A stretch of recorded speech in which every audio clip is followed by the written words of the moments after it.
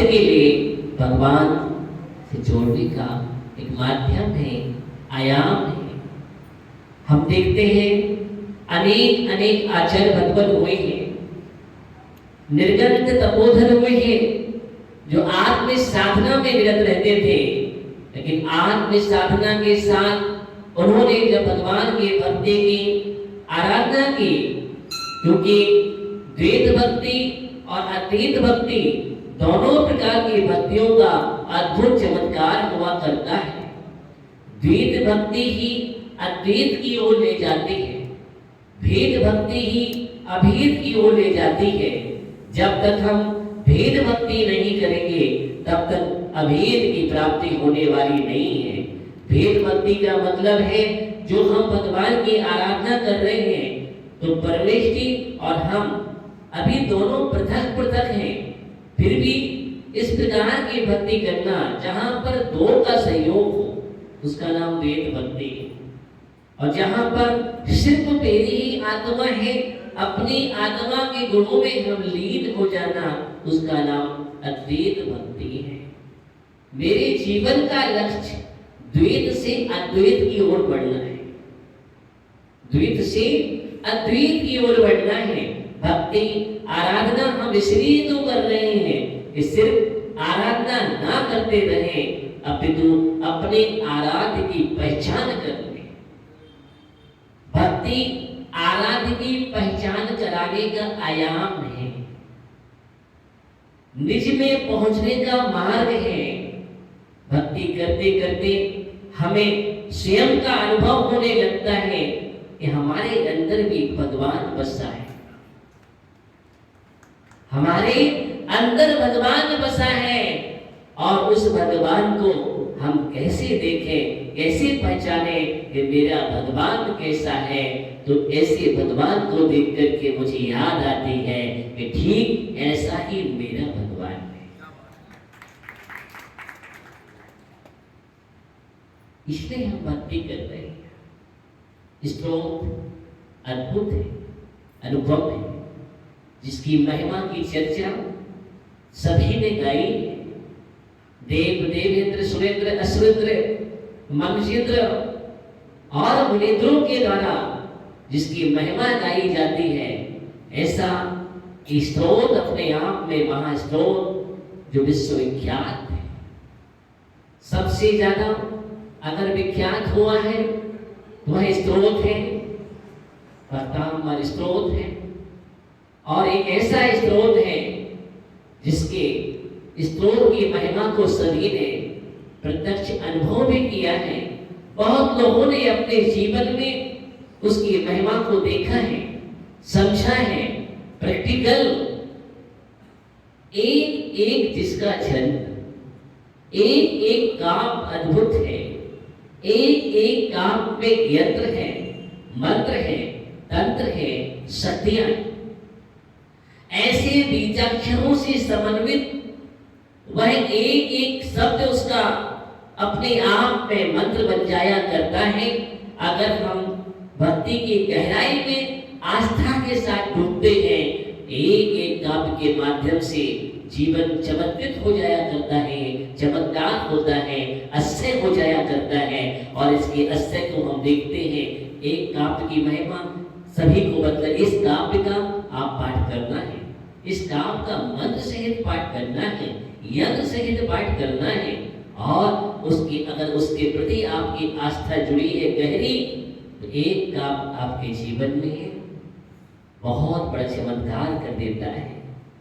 आपको वेदना है, असाध्य बीमारियां हैं, असाध्य रोग है, कई प्रकार की समस्या, शारीरिक वेदनाएं हैं, तो आचार्य भगवान कहते हैं ठीक है, आप कहीं भटकने की जरूरत नहीं है, किसी अन्य दरबार पर माथा टेकने की जरूरत नहीं है। आज हम भागते हैं झूठे चमत्कारों में, आज हम भागते हैं कोई व्यंतर का चमत्कार हो रहा है तो हम अपने संवेद को खो देते हैं, अपने भीतराग दरबार से दूर चले जाते हैं, हमें ही अपनी शक्तियों का आभास नहीं है। ध्यान हमें ही अपनी शक्तियों का आभास नहीं है, हमें अपनी सिद्धियों का और रिद्धियों का आभास नहीं है। ऐसा लगता है कि जहां पर 3 लोक के अधिपति विराट भगवान, जिनकी चरणों में सारी शक्तियां नतमस्तक होती हैं, जिनकी चरणों में समस्त यंत्र आदि जो भी देव हैं वो हाथ जोड़ करके नतमस्तक खड़े रहते हैं। जहां पर चक्रवर्ती और गंधर्व जैसे हाथ जोड़ करके खड़े रहते हैं जिन प्रभु की आराधना करने में। अब बोलो, ऐसा सर्वशक्तिमान हमारा परमात्मा हमारा प्रभु है, लेकिन अज्ञानता के कारण सर्वशक्तिमान को हम भूल जाते हैं और हम सामान्य जगह पहुंच करके अपने धर्म को खो देते हैं। एक बात और ध्यान रखना, हमें ये महान महान स्तोत्र पढ़ने से ऐसी आस्था होती है अपने जीवन में, समझ में आता है। एक बात तो नियम लो, अपने जीवन में संकल्प लो। आज विधान कर रहे हैं, आज कुछ भगवान के दरबार में बैठ करके कि अपने जीवन में कुछ भी हो जाए, कैसी भी परिस्थिति हो जाए, हम सर्वशक्तिमान के अलावा दुनिया में कहीं नहीं जाएंगे, कहीं अपना माथा नहीं टेकेंगे, कहीं नहीं भटकेंगे, कहीं झोले नहीं फैलाएंगे। जब मेरे झोले स्मरण करने मात्र से भर जाया करते हैं, तो नाम मंत्र मनसम मंचा स्मरण, आपका नाम मात्र का स्मरण, क्या लिखा है? नाम मात्र का स्मरण करने से सद्या भवन्ति भवन्ति, सद्या माने शीघ्र ही बंधन टूट जाते हैं, खुल जाते हैं। आपका नाम स्मरण करने वाले से जरूरत से महाभयानक बीमारियां दूर हो जाती हैं, बंधन टूट जाते हैं। विषैला सर्प कुछ नहीं कर पाता है, अग्नि महादावा नल भी कुछ नहीं कर पाती है, बड़वा नल कुछ नहीं कर पाती है, महाभयानक व्याघ्र आदि जंतु भी कुछ नहीं कर पाते हैं। ये सब कुछ हम इस स्तोत्र में पढ़ते हैं, वो स्तोत्र की महिमा। ऐसा स्तोत्र अपने आप में जो चिंता बड़ी है, अपने आप में जो कल्पवृक्ष है, अपने आप में कामधेनु है। और ये क्या है? ये तो कुछ भी नहीं है, ये तो फिर भी वृक्ष केंद्रीय है, एक कोई गाय है, एक रत्न है। अरे सबसे भी सर्वोच्च अगर कोई है तो वो महास्तोत्र भक्तामर स्तोत्र है। ऐसी आस्था अपने जीवन में करो, मजबूत आस्था। अगर आपको लगता है कि हमारे जीवन में कुछ समस्या है, आप भक्तामर स्तोत्र पढ़े, प्रभु के पास पहुंचिए, महामंत्र का स्मरण कीजिए। इतनी बड़ी बड़ी शक्तियां हैं, महामंत्र जैसा मंत्र तो दुनिया में नहीं होता है, फिर भी हम पहुंच जाते। कोई मंत्र दे दो मुझे कोई तंत्र दे दो, मुझे कोई ताबीज दे दो, हाँ कोई जड़ी बूटी ऐसी दे दो। और हम कभी कभी भूल जाते, किसी ने एक धागा बांध दिया, बहुत खुश हो जाते, देखो मुझे मंत्र मिल गया। किसी ने ताबीज पकड़ा दी, चमत्कारी ताबीज है, बस हम उसमें चले गए। अरे कोई ने हमें तिलक भी लगा दिया, वाह। बाजार में मिलने वाला वो क्या बोलते ब्रासलेट, वो अगर कोई हमें पहना देता तो मेरी आस्था किस पर जुड़ जाती है। मतलब किससे हमने आस्था की कीमत की है, किससे क्या कीमत की है। मैं कह रहा हूं दुनिया में इस सब कुछ भी आवश्यकता नहीं है। लोग कहते काल सर्पयोग, उस दिन बात चलती थी सत्य समाधान में, काल सर्पयोग। दुनिया में कोई काल सर्प कुछ भी नहीं कर सकता, ना कोई काल काम करता है, ना कोई सर्प काम करता है, और ना कोई काल सर्प योग काम कर सकता है। भक्तामर जैसा महास्तोत्र जिसके पास, ऐसे स्तोत्र से सब दूर हो जाए करते हैं। कुंडली में राहु दोष, केतु दोष क्या है? कुछ भी नहीं है। क्या है? भक्ति की अद्भुत शक्तियों से सारे दोष समाप्त हो जाते हैं। अब तुम भक्ति के प्रभाव से जब तुम निर्दोष होकर के परमात्मा बन सकते हो, इस संसार की दुनिया के दोष दूर नहीं होंगे क्या? बोलो, विचार करो। इसलिए अपनी आस्था को मजबूत करो। इसको करो, आस्था को मजबूत करो।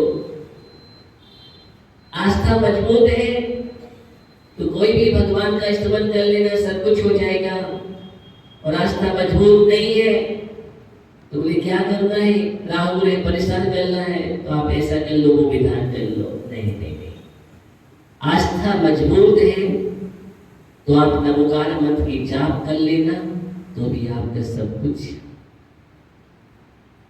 बिगड़े बाधाएं दूर हो जाएगी। हम प्रतिदिन तो पढ़ते हैं पूजन में और हम शायद भूल जाते हैं। पढ़ते हैं ना, प्रतिदिन पढ़ते हैं। क्या पढ़ते हैं? याद होगा, याद करो। एक श्लोक है, वही आपको समझा देता है अच्छी तरह से। विघ्नौघ प्रियम यान्ति साग्नि भूत पन्नगा विश्राम निर्विश्राम में आती स्तोय मानी जीवे सूर्य ज्ञानी। पूजन करते हो क्या राजेश भैया? प्रतिदिन पढ़ते हैं ना, विघ्नौघ प्रियम यान्ति साग्नि भूत पन्नगा विश्राम निर्विश्राम याति स्तोय माने जीवे सूर्य। क्या मतलब है इसका? यानी रवीन भैया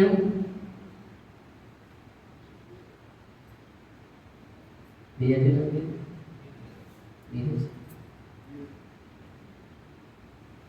वो पार्टी परिवार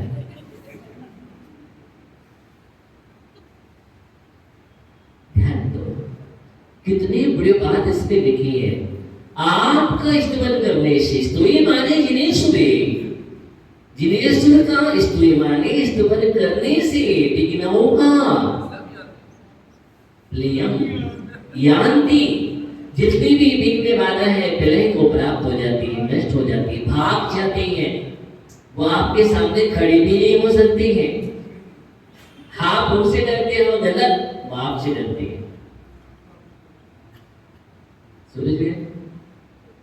किससे डरते हो?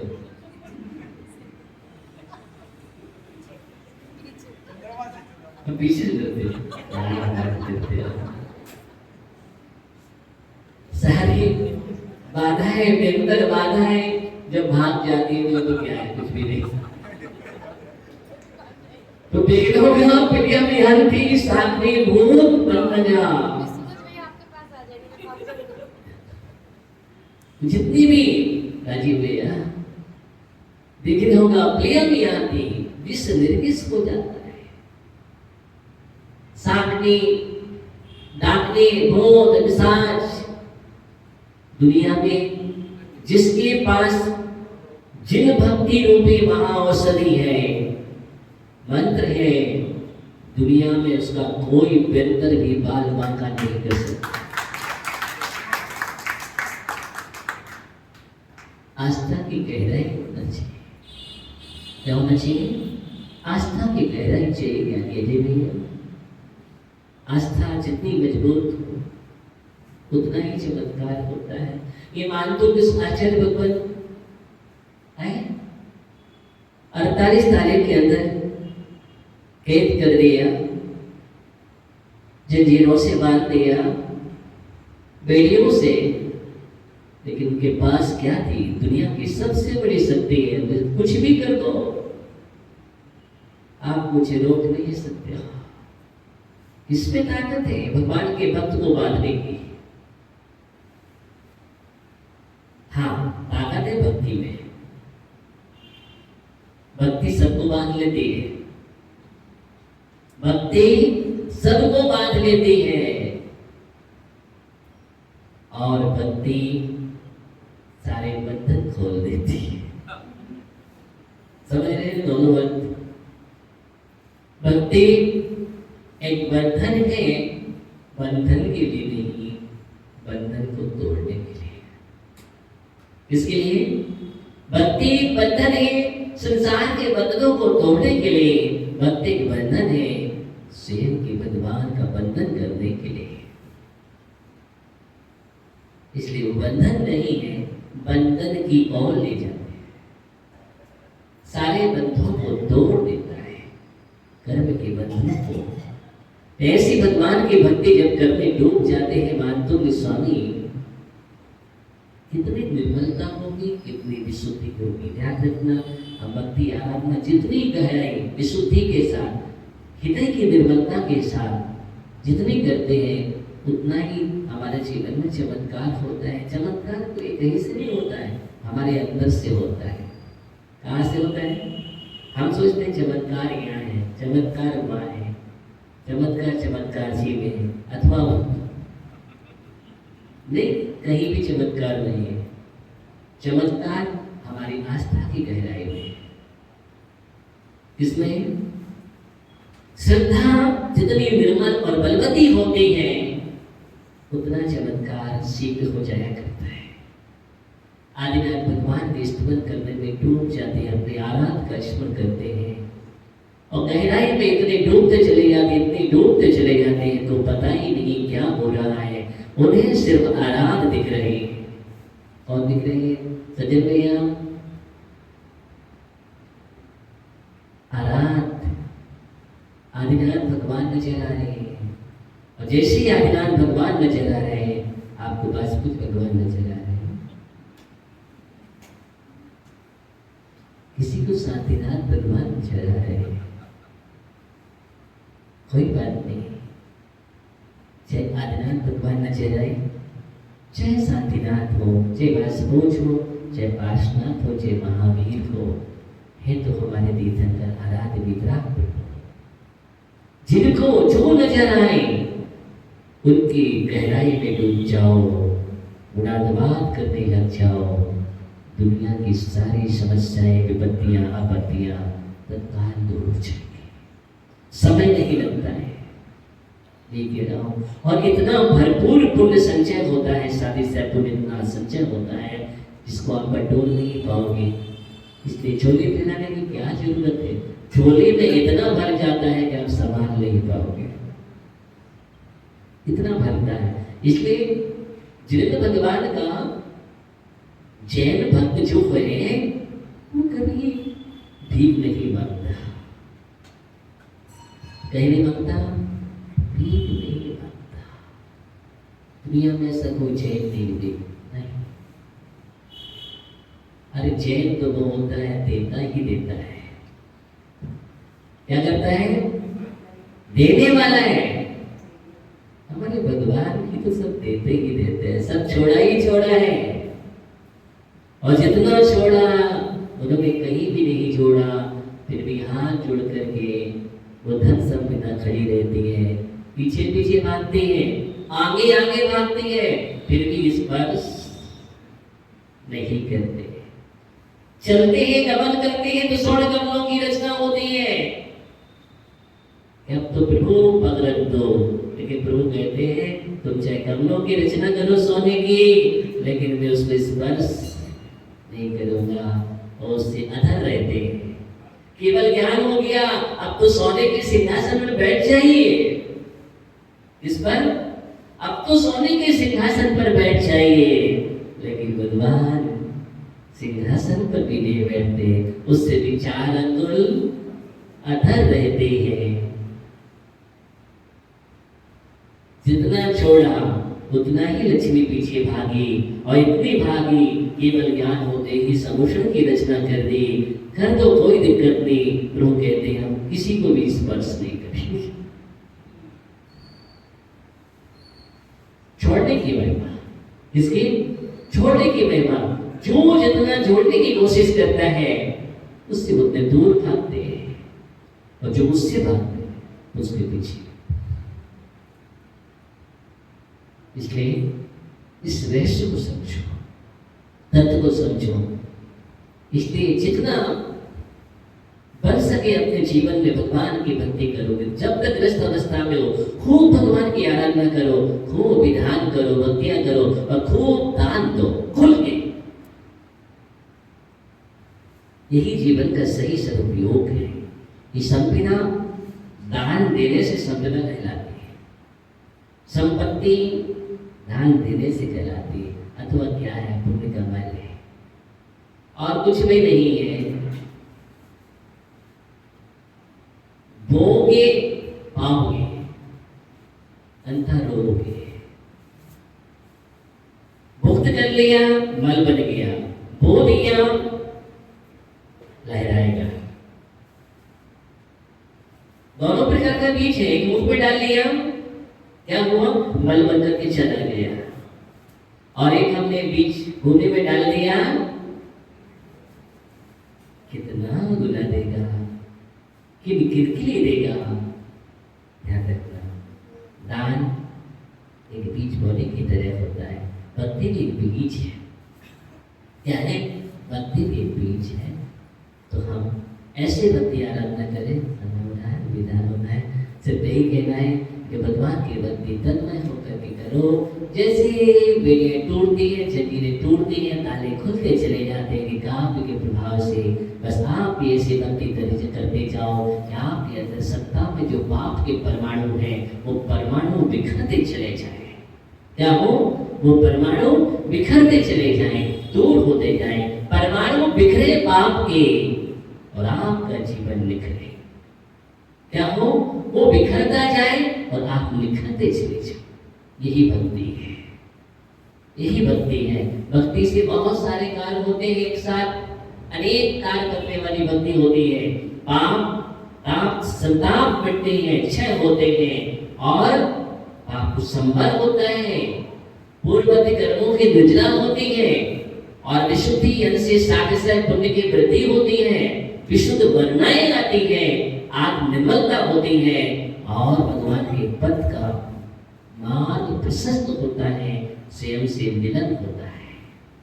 ये बहुत सारे कार्य भक्ति से होते हैं। इसलिए आप भगवान की भक्ति बहुत डूब करके करो। और हम स्तोत्र पढ़ रहे हैं और अपनी भावना निर्मल करते हुए चले जाएं और भगवान की भक्ति बढ़ते जाए। सभी को बहुत बहुत मंगल आशीर्वाद है। जो उद्यापन कर रहे हैं उनके लिए बहुत बहुत आशीर्वाद है। इसी प्रकार सभी लोग निर्मल भावना के साथ भक्ति करें, विधान करें और सभी लोग जो जो भी व्रत करते हैं उन सभी को उद्यापन करना चाहिए, विधान पूर्वक ही करना चाहिए। मैं आपको ये कह रहा हूँ, अभी तो जो व्रत करते हैं बोले हाथ जोड़ लिए। ये हाथ जोड़ लिए क्या होता है? उद्यापन करना चाहिए। क्या करना चाहिए? उद्यापन विधि है, बढ़िया विधान करो। उद्यापन जो जिस व्रत का उद्यापन विधि है उससे करना चाहिए, तभी हमें पूर्ण रूप से फल प्राप्त होता है। अरे जो मिला है उसको बहुत अच्छी तरह से बढ़िया भक्ति करो। उसमें लिखा है एक ही विधान में क्या करना चाहिए? उद्यापन में मूर्तियों की स्थापना करो, वेदी बनाओ, मंदिर बनाओ, शास्त्र का प्रकाशन करो, 4 प्रकार का दान करो। ऐसा उद्यापन करने के बाद वो व्रत पूर्ण रूप से फलित होता है, बलवित होता है। इसलिए मुझे शक्ति के अनुसार, इसके अनुसार शक्ति के अनुसार अनुष्ठान करना चाहिए, बहुत जरूरी है। ठीक है। ओम नमः सिद्धेभ्यः।